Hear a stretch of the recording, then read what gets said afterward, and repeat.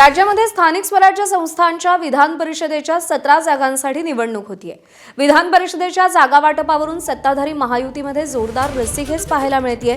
17 जागांपैकी शिवसेनेला 4 जागा मिळणार असल्याची चर्चा आहे। मात्र शिवसेना भाजपकडे 6 जागांचा प्रस्ताव ठेवणार असल्याची माहिती सूत्रांनी दिली।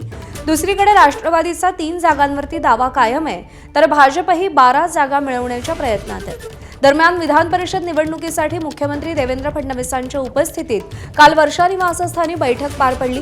या बैठकीला भाजपचे प्रदेशाध्यक्ष रवींद्र चव्हाण, मंत्री चंद्रशेखर बावनकुळे उपस्थित होते।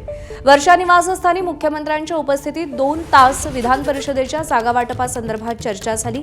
दरम्यान एकनाथ शिंदेंची नाराजी दूर करण्यासाठी आणि सुवर्णमध्य साधण्यासाठी रवींद्र चव्हाण आणि मंत्री बावनकुळे यांच्यावरती जबाबदारी देण्यात आली आहे। वेदांत नेब आपले प्रतिनिधी आपल्याला अधिक अपडेट देतील। वेदांत, जास्तीत जास्त जागा आपल्याकडे ठेवाव्यात यासाठी महायुतीमध्ये प्रयत्न सुरू आहेत।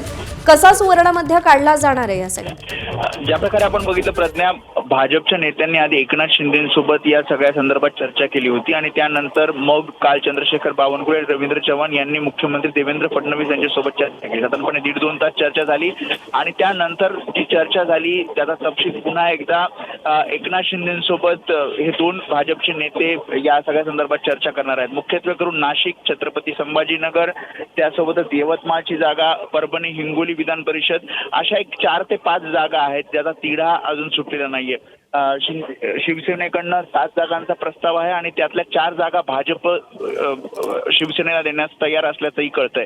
त्यामुळे नेमक्या कोणत्या 4 जागा दिल्या जाणार आणि त्यासोबत राष्ट्रवादी काँग्रेस पक्षाला ज्या 3 जागांची मागणी आहे त्यामध्ये किती जागा दिल्या जाणार या सगळ्याचा तिढा आज संध्याकाळपर्यंत सुटण्याची शक्यता आहे आणि त्या संदर्भात पुढील जी बैठक आहे त्या महायुती नेत्यांच्या होतील। निश्चित वेदांत, धन्यवाद दिलेल्या सगळ्या सविस्तर माहितीसाठी।